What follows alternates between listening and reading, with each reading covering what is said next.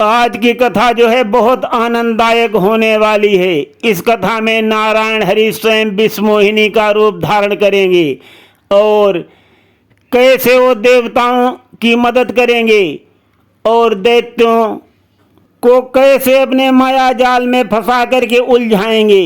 सुनिए कथा में सारा हाल। कथा में आगे बढ़ने से पहले सुनाते हैं एक सुंदर भजन।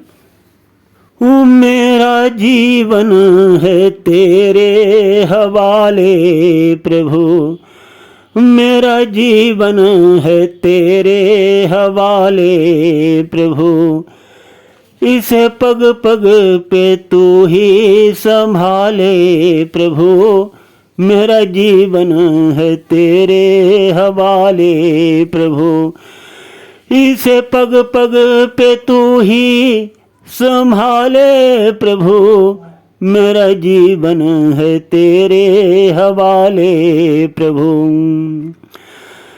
भवसागर में जीवन नैया, भवसागर में जीवन नैया डोल रही है ओ रखबैया, डोल रही है ओ रखबैया, जल्दी आकर इसे अब बचा ले प्रभु, मेरी नैया है तेरे हवाले प्रभु, इसे पग पग पे तू ही संभाले प्रभु, मेरी नैया है तेरे हवाले प्रभु। तो प्रभु के हाथ में ही है हमारी सबकी जीवन नाव। और अब सुनिए हम कथा में आगे बढ़ते हैं। साथियों, नारायण हरि को विश्वमोहिनी क्यों बनना पड़ा?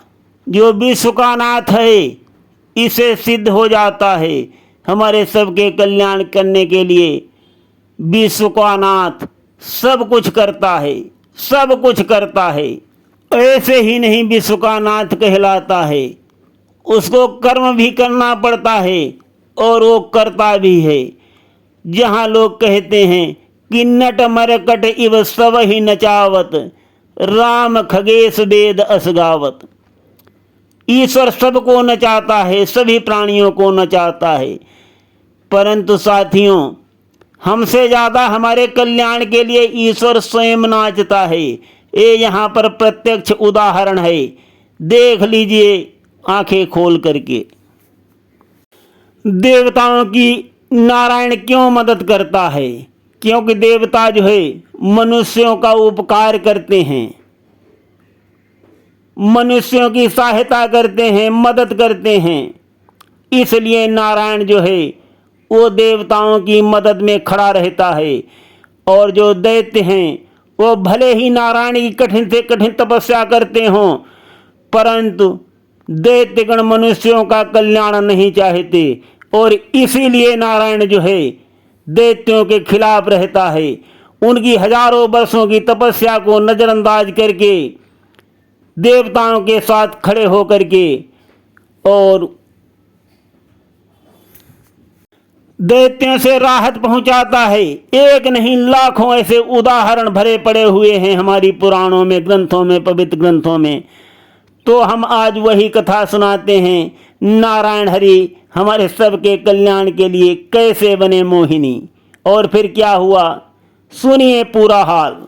भगवान भोलेनाथ जी भी नारायण का मोहिनी रूप देख करके मोह गए थे और उन्होंने नारायण से कहा था कि अपना मोहिनी रूप हमको फिर से दिखाओ। ये प्रसंग हम बाद में सुनाएंगे, अभी हम इस कथा में आगे बढ़ रहे हैं।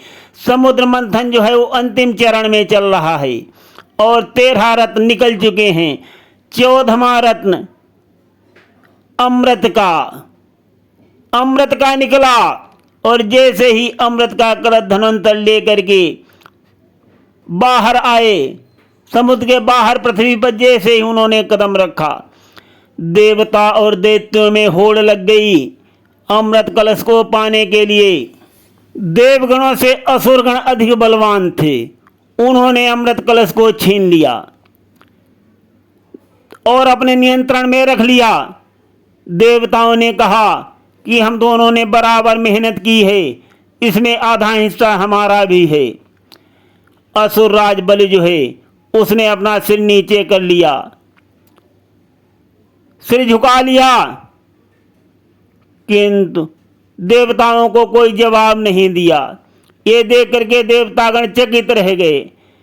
अब उनके पास कोई चारा नहीं है, वो जबरदस्ती छीन नहीं सकते अमृत कलश, और देवताओं को भय सताने लगा, कहीं असुरगण अकेले अमृत का पान न कर लें और अमर हो जाएं।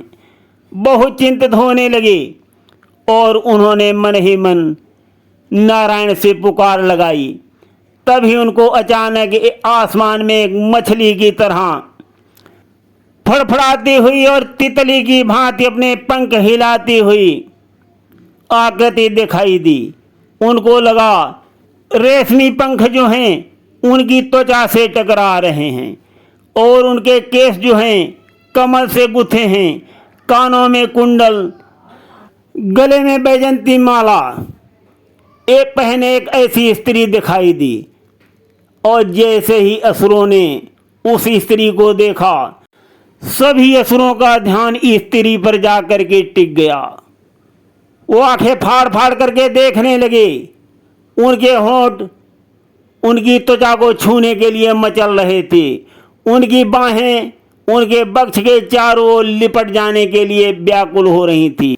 उनके दिलों की धड़कनें इतनी बढ़ गईं कि वो सब कुछ भूल गए। वो भूल गए कि हमने समुद्र मंथन करके अमृत निकाला है अमर हो जाने के लिए। कुछ भी उनको ध्यान नहीं रहा। उनको वही एक अलौकिक स्त्री दिखाई दे रही थी जो स्वयं नारायण हरि मोहिनी का रूप धारण करके आए थे और समुद्र में प्रकट हुए थे। और मोहिनी बने नारायण असुरों के बीच धीरे धीरे जाते हुए अमृत कलश के पास पहुंचे। असुर सब कुछ भूल करके उन्हीं को देख रहे हैं।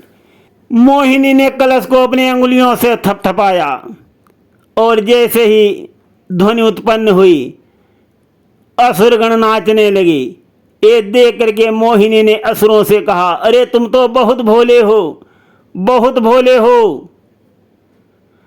असुरगण बोले, तुम ऐसा क्यों कह रही हो, क्यों कह रही हो मोहिनी ऐसा? मोहिनी ने कहा, अमृत का तत्व कलश के तल में है, नीचे बैठ गया है। वही समृद्ध और गाढ़ा द्रव्य है, ऊपर तो केवल पानी तैर रहा है, अमृत तो नीचे बैठ गया है। असुरों ने कहा कि हमें क्या करना चाहिए? मोहिनी ने कहा कि ऊपर का जो पानी है वो देवताओं को पी लेने दो, और जब वे तृप्त हो जाएंगे और नीचे जो अमृत बैठ गया है वो रह जाएगा, तब तुम लोग उस अमृत का आनंद ले लेना। मोहिनी की बात को असुरों ने बहुत ध्यान से सुना और कहा कि तुम ठीक कहती हो, और ये कलश को ले लो, अमृत कलश को, और तुम ही बांट दो सबको। मोहिनी ने बहुत खुशी के साथ अमृत कलश को ले लिया और दैत्यों से बोली, तुम लोग लाइन लगा करके एक तरफ शांत बैठ जाओ और मैं उधर से शुरू करती हूँ, देवताओं की तरफ से। ऊपर का देवताओं को पिला दूंगी और नीचे जो रहेगा, जो असली द्रव्य है, वो तुम लोग पान कर लेना। असुरों को कुछ भी सूझ नहीं रहा था। उनकी बुद्धि थी वो मंद हो गई थी। जो मोहिनी कह रही थी वही असुरों को सही लग रहा था। असुर बोले, ठीक है। मोहिनी ने अमृत कलश लेकर के सभी देवताओं को अमृत पिला दिया। असुरगण ताकते ही रह गए। असुरगण केवल मोहिनी की तरफ देख रहे थे और मोहिनी पर ही मोहित थे। मोहिनी की खनकती हुई पायल ने उनका होश ही उड़ा दिया था और अमृत कलश को तो लगभग असुरगण भूल ही चुके थे। केवल एक असुर था, उसने ये सब देख लिया। उसका नाम था स्वरभानु। उसकी दृष्टि मोहिनी के बजाय अमृत पर थी। वो बहुत सावधानी से कलश को देख रहा था। उसने महसूस कर लिया, अरे अब कलश तो हल्का होता जा रहा है, इसमें भरा सारा सामान कम हो रहा है, केवल थोड़ा सा अमृत भले बचा हो। असुरों का पूरा समूह मंत्रमुग्ध खड़ा हुआ, केवल मोहिनी को तक रहा था। परंतु स्वरभानु जानता था कि अगर मैंने विरोध किया तो गलत हो जाएगा, और अब यहाँ पर एक ही उपाय है, छलिया के साथ छल ही किया जाए तभी अच्छा रहेगा। स्वरभानु ने वही किया। वो देवताओं की लाइन में जाकर के सबसे आखिरी में खड़ा हो गया,